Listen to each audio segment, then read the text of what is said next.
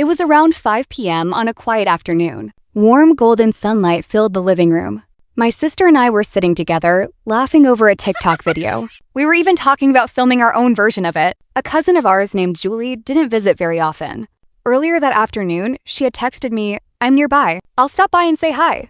A few minutes later, she arrived. We made coffee, sat in the living room, and talked for almost 2 hours. We chatted about work, people, clothes, just normal everyday things. Julie seemed completely normal. She laughed with us, sipped her coffee, and asked how we'd been then.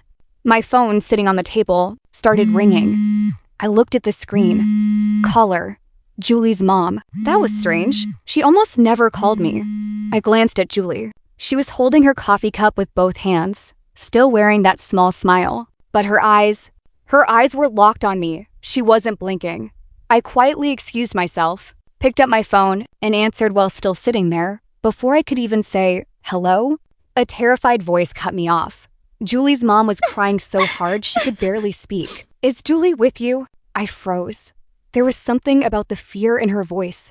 "Please, tell me she's with you. Please tell me she's there." I glanced at Julie. Before I could finish saying her name, her mom interrupted me again, her voice shaking with panic. "Listen to me carefully. Don't let her know I called. Don't act suspicious. Please don't upset her. We're already on our way." My mind went completely blank. I couldn't process what I had just heard. She had escaped. She wasn't supposed to be out. They were desperately searching for her. It felt like I was trapped in a nightmare I couldn't wake up from. Slowly, I looked back at Julie. She was still sitting exactly where she had been, holding her coffee cup with both hands, wearing that same gentle smile. But now, that smile didn't look gentle anymore. It looked terrifying. How could someone who had just run away sit there talking about makeup, work, and everyday life as if nothing had happened? Fear took over my body. The hand holding my phone started shaking. Julie's mom was still crying. She's a danger to herself and to anyone around her right now. Please, don't argue with her. At that moment, one thought kept repeating in my head.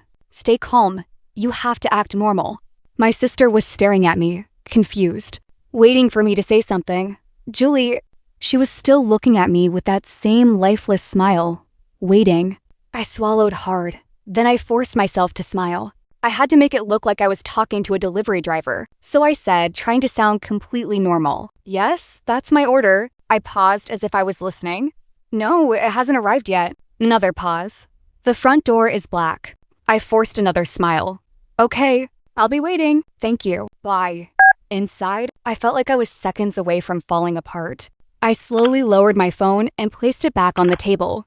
My heart was pounding so hard, I could actually hear it. My sister looked at me and casually asked, "A delivery? What did you order?" I answered a little too quickly, trying to sound relaxed. Yeah, I forced a nervous laugh. "I ordered something a while ago. It took so long to arrive. I honestly forgot I even ordered it." She simply nodded and went back to scrolling on her phone. The room felt normal again, but for me, it was the worst moment of my life. I was trapped in my own living room with what felt like a ticking time bomb. I forced myself to breathe normally and pretended to watch the TV. But Julie, she never looked away. From the second I hung up the phone, her eyes stayed locked on me. It felt like she could see straight through me. 1 minute passed, then another, then another. Nothing, just silence. And then Julie slowly placed her coffee cup on the table. Clink. The sound echoed through the silent room. Then she slowly tilted her head to one side. Not just a little, far enough that it looked wrong. Her smile grew wider, much wider. Then she whispered. Her voice wasn't soft anymore. It was low, rough, and almost unrecognizable. That was my mom on the phone, wasn't it?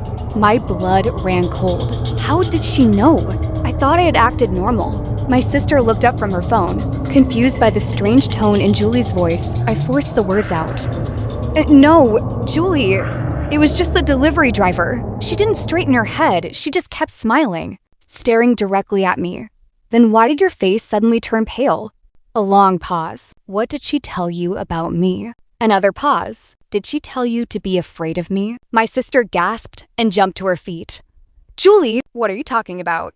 Very slowly, Julie turned her head toward my sister. Every movement felt unnaturally slow. She smiled calmly, then said, "Sit down." Another pause. "Don't say another word." There was something in her voice that made the entire room freeze. My sister slowly sat back down. Julie stood up, right in the middle of the living room. She looked at both of us. We were curled up on the couch, like two frightened birds facing a snake. It was our house. She was the guest, but somehow it felt like she was the one in control. Julie stood up. Without saying a word, she slowly walked toward the front door. Every step was slow, heavy, deliberate. When she reached the door, she reached for the lock. Click. She locked it from the inside. Then she pulled out the key, slipped it into her pocket, and calmly walked back to the couch. She picked up her coffee, took another sip, and said in the most casual voice, "Now your delivery driver won't interrupt us." Couldn't think. My mind had completely shut down. My sister and I were trapped inside our own house with someone whose next move we couldn't predict. The scariest part wasn't that she had a weapon. It was that we had no idea what she might do next. I swallowed hard. Stay calm. That was all I could think. Her mom had warned me, don't argue with her. So I forced myself to smile. Even though my voice was shaking, "Julie, maybe leave the key in the door. My dad might be home soon." She let out a quiet laugh. Soft, almost friendly, but it sent chills down my spine. "Your dad left this afternoon." A pause. "He won't be back until 11.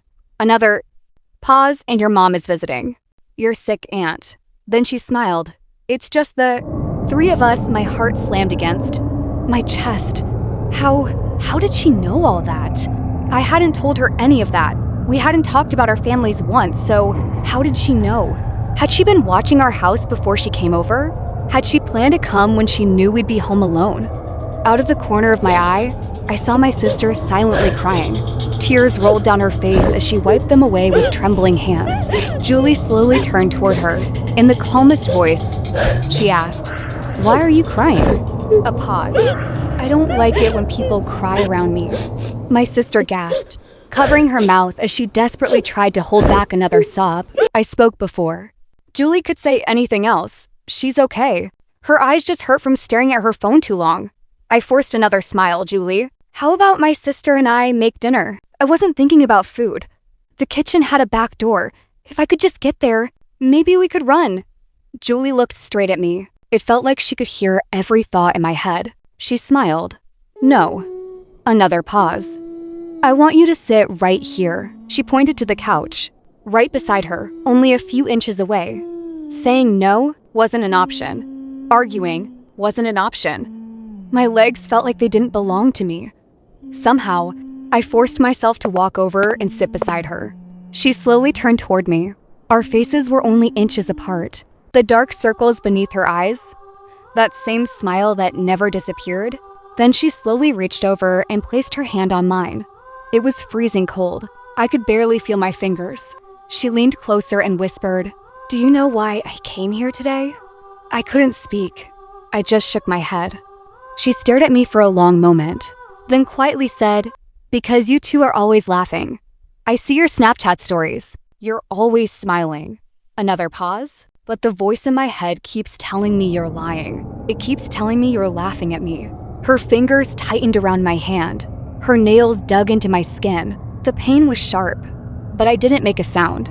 I was terrified that even flinching might make everything worse.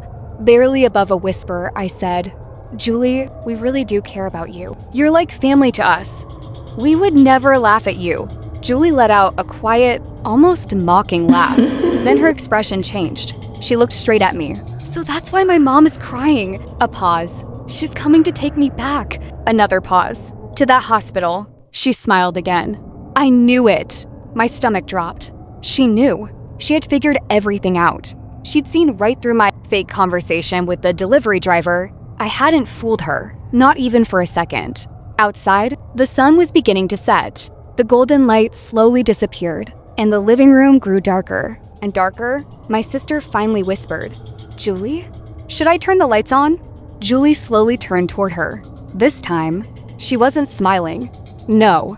A long pause. "Leave the lights off. I like the dark. It's quieter." So we sat there in silence.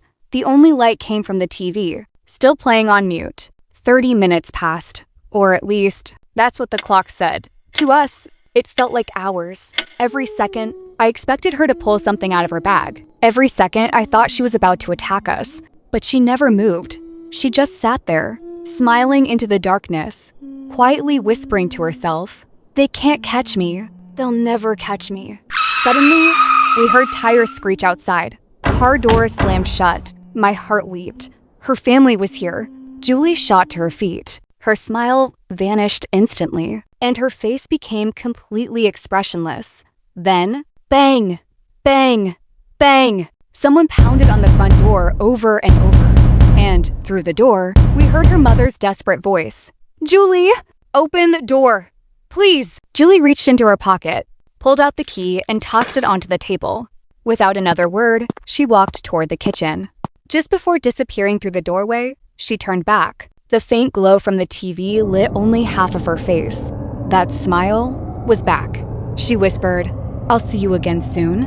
Then, "Don't lock the door." Somehow, we heard every word.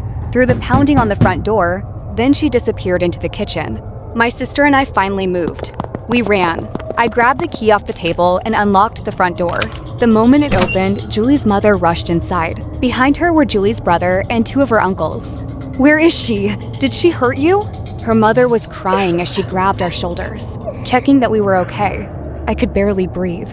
Pointing toward the kitchen, I gasped, She went in there." Her uncles sprinted toward the kitchen. We followed behind them, still shaking. They flipped on the lights. The kitchen was empty. The back door leading to the yard was wide open. One of her uncles looked outside. "She must have escaped through here." They immediately ran outside. Julie's brother followed, shouting at the top of his lungs, "Julie! Julie, where are you?" The rest of us stood frozen in the kitchen. Her mother collapsed against the counter, sobbing, "My daughter, she's going to hurt herself." We followed everyone into the backyard. It was almost completely dark. Only a small security light above the back door lit the yard. They searched everywhere. Behind the fence, between the trees, every corner, nothing. The men ran into the street, searching in every direction. Eventually, Julie's mother and the others left to continue searching. The house finally became quiet. Too quiet. My sister and I were still sitting in the living room, trying to process what had just happened. Neither of us said a word. Then, we heard something. A faint sound coming from the kitchen. My sister slowly looked at me. "Did you hear that?" I nodded. We both stared toward the kitchen doorway. Silence. Then, a soft laugh. My blood ran cold. It was the same laugh. The same quiet, almost friendly laugh we had heard all night. My sister grabbed my arm. No. Another sound came from the kitchen. A slow creak, like someone was moving in the darkness. We didn't move. We couldn't. Then we heard her voice. Soft, calm, almost playful. "I told you." A pause. "They can't catch me." My sister started crying. I couldn't breathe. Because suddenly, we realized something. Julie had never left the house. She had been hiding somewhere in that kitchen the entire time, and we were still alone with her.